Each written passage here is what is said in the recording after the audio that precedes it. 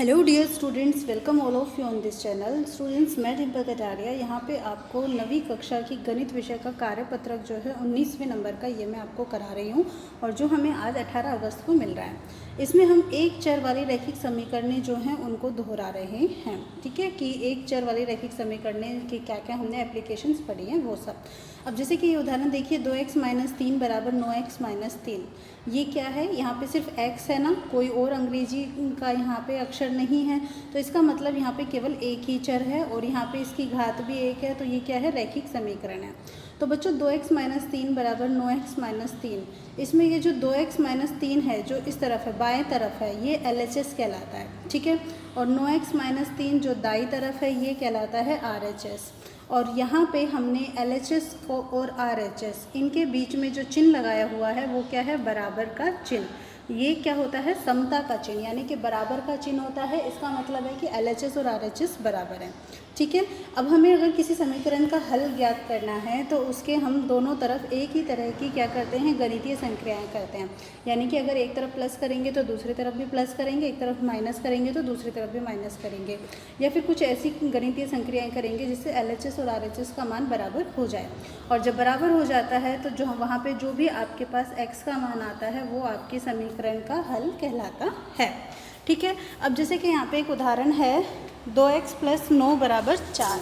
ठीक है, तो 2x + 9 बराबर 4, इसको अगर आपको हल करना है तो यानी कि यहाँ पे आपको क्या चाहिए? x का मान आपको निकालना है। ठीक है, तो 2x + 9 बराबर 4 में x का मान कैसे निकालोगे? यहाँ पे दोनों तरफ क्या करेंगे? 9 घटा देंगे। अब 9 ही क्यों घटाएंगे? क्योंकि यहाँ पे देखो 2x + 9 है। ठीक है, तो यहाँ पे इस 9 को हटाना है और ये कब हटेगा? जब यहाँ पे -9 कर दोगे, क्योंकि 9 - 9 हो गया 0। ठीक है, तो यहाँ पे भी घटा दिया और यहाँ पे भी घटा दिया, तो 9 में से 9 गया तो 0 और यहाँ 4 में से 9 गए तो -5। तो 2x का मान बराबर आया -5 के। अब देखो 2x में यहाँ पे 2 एक्स्ट्रा है जो कि गुना हो रहा है, और इसको अगर आपको हटाना है तो आप क्या करोगे? भाग दोगे। तो यहाँ पे देखो 2x में 2 से भाग दिया और फिर इसके RHS में -5 है, इसमें 2 से भाग दिया, तो x का मान -5/2 आया। ठीक है बच्चों, आप इस तरीके से भी कर सकते हो या फिर आप दूसरे तरीके से भी कर सकते हो, जैसे वो भी मैं आपको बता देती हूँ। जैसे कि पहला प्रश्न देखो, यहाँ पे 7x - 9 जो है वो बराबर है किसके? 16 के। ठीक है, अगर आप इसके तरीके के अनुसार करते हो जो यहाँ पे अभी बताया है, तो यहाँ पे माइनस का 9 है, तो माइनस का 9 हटाने के लिए दोनों तरफ क्या करोगे? +9 कर दोगे। ठीक है, ये 16 + 9, आपने दोनों तरफ यहाँ पे क्या किया है? 9 को जोड़ा है। ठीक है, 9 जोड़ने पर, तो जब आप 9 से जोड़ रहे हैं यहाँ पे तो ये कट जाएंगे, यहाँ पे बचेगा 7x, 16 और 9। ठीक है, 9 और 16 हो जाएंगे 25। तो x का मान आपको चाहिए, तो इसके लिए आप क्या करेंगे? 7 से अब आप क्या करेंगे? भाग दे देंगे। ठीक है बेटा, 7 से भाग, तो यहाँ पे जब आप 7 से भाग देंगे 7 से 7 कट जाएगा, आपके पास बचेगा x जिसका मान आएगा 25/7। ये आपका उत्तर हो जाता है। ठीक है, अब ऐसे ही दूसरा प्रश्न देखिए, यहाँ पे है 5x + 9 बराबर है 5 + 3x। आप इस तरीके से भी कर सकते हैं, और या फिर मैं इससे अच्छा एक इजी मेथड और आपको बता देती हूँ। यहाँ पे आप क्या करेंगे? जिसका भी आपको मान निकालना होता है आप उसके मानों को एक ही तरफ लेकर आओगे। ठीक है, जैसे यहाँ पे 5x है, ये 3x को यहाँ लाओगे, माइनस का हो जाएगा। ठीक है, और ये 5 तो यहाँ है ही, 9 यहाँ जाएगा तो ये भी माइनस का हो जाएगा। 5 में से 3 गए तो 2 बचेंगे, और 5 में से 9 जाएगा तो -4। तो x का मान हमारे पास यहाँ पे आएगा -4/2, यानी कि -2। ठीक है, अब ऐसे ही C वाला प्रश्न देखिए, 15/4 - 7y बराबर 9। तो अब मैं यहाँ पे C वाला प्रश्न ले लेती हूँ, 15/4 - 7y बराबर 9।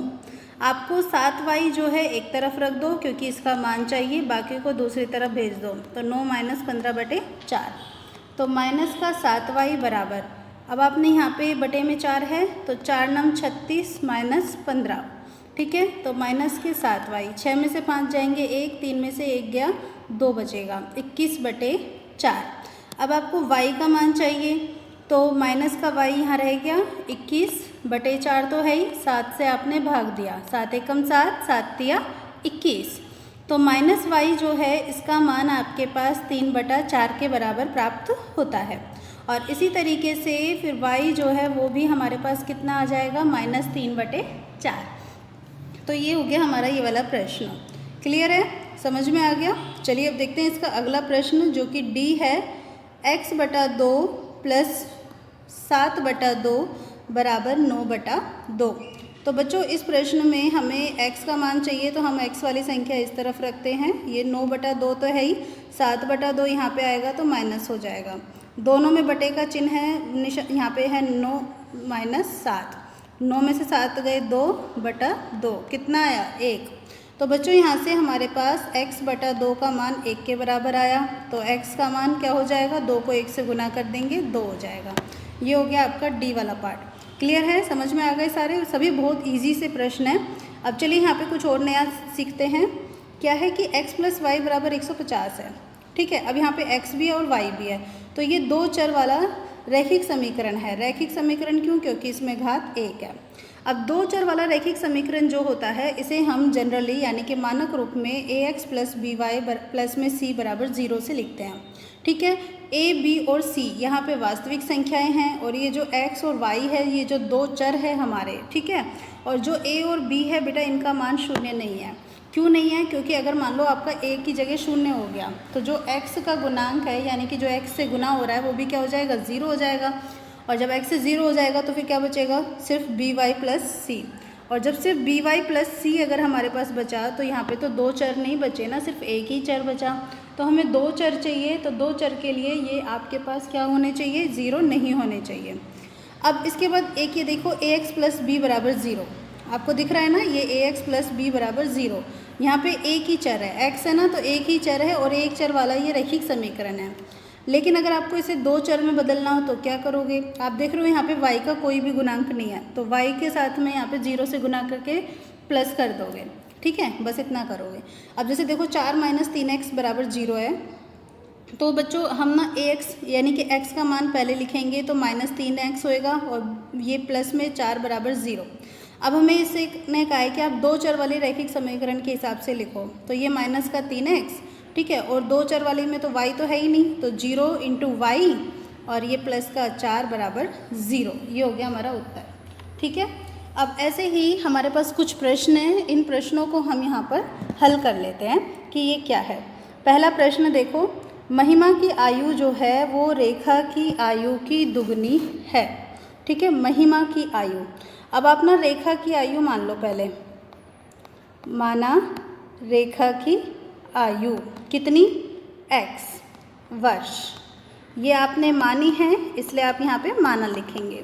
ठीक है, अब रेखा की आयु तो x है, लेकिन महिमा की आयु, महिमा के लिए आप कहते हो कि वह रेखा की आयु की दुगनी है, यानी कि 2x ऐसे है। और अगर आप महिमा की आयु को y भी मान सकते हो कि भैया इसकी आयु y है, तो आपके पास y का मान किसके बराबर प्राप्त हुआ, 2x के। ठीक है, तो आप इसे 2x y को उस तरफ भेज दो तो माइनस में हो जाएगा बराबर 0। ये बन गया हमारा रैखिक समीकरण, और यहाँ पे 2 चर है। दूसरा प्रश्न देखो, नीचे दिए गए रैखिक समीकरणों को मानक रूप में व्यक्त कीजिए और प्रत्येक स्थिति में a, b और c इनका मान बताइए। तो पहला पार्ट देखते हैं यहाँ पे, 2x + 3y = 1.15। तो इस 1.15 को तो आप दूसरी तरफ ले आओ, LHS की तरफ ले आओ, तो माइनस में हो जाएगा बराबर 0। अब इसकी तुलना करो किससे, ax + by + c = 0 से। तुलना करते हो तो a की जगह बच्चों यहाँ पे क्या मान आ रहा है, 2, देखो ये। b की जगह क्या है, 3, और c की जगह क्या है, -1.15। ये हमारे पास a, b और c तीनों के मान आ गए। ठीक है, और ये आपकी रैखिक समीकरण है मानक रूप में जिसमें हमने इसे व्यक्त किया है। ऐसे ही b देखते हैं, दूसरा सवाल, -2x = 5y। तो बच्चा -5y हो जाएगा अगर ये LHS में आया तो, और यहाँ पे तो कोई है नहीं तो हम 0 लिख सकते हैं, और ये हो गया बराबर 0।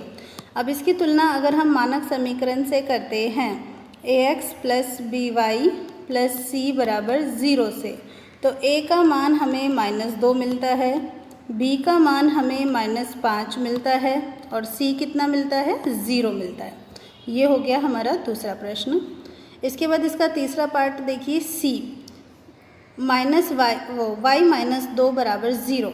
ठीक है, यहाँ पे अब हम ले लेते हैं c, पहले का c, y -2 बराबर 0। यहाँ पे x का कुछ भी नहीं है तो 0 इंटू एक्स प्लस वाई -2 बराबर 0। तुलना करने पे a का मान 0 मिलेगा। ठीक है, समीकरण तो आपको पता है ही, और b का मान मिलेगा 1 और c का मान मिलेगा -2। ऐसे ही देखते हैं अब हम इसका अगला पार्ट। अगला पार्ट है d x -7y बराबर -4। तो x -7y -4 इस तरफ आएगा तो प्लस का 4 बराबर 0। तुलना करने पर a का मान 1, b का मान -7 और c का मान 4। ठीक है बेटा, अब इस तरीके से आपका ये पहला प्रश्न हो जाता है। अब हम देखते हैं इसका दूसरा प्रश्न। इसके बाद इसका डी वाला क्वेश्चन अगर हम देखें तो बच्चों यहाँ पे तो बिल्कुल क्लियर सा दिख रहा है। आप यहाँ पे देखिए, ये जो x -7y बराबर -4 है ना, तो आप इसको यहाँ पे इस तरीके से लिख सकते हैं कि x -7y + 4 बराबर 0। तो a का मान आपके पास यहाँ पे 1 आएगा, b का मान यहाँ पे -7 है और c का मान है 4। ठीक है बेटा, तो ये हो गए आपके a b c के मान। अब इसके बाद अगला प्रश्न है कि नीचे दिए गए समीकरणों को 2 चर वाले रैखिक समीकरणों के रूप में आपको व्यक्त करना है, 2 चर वाले में।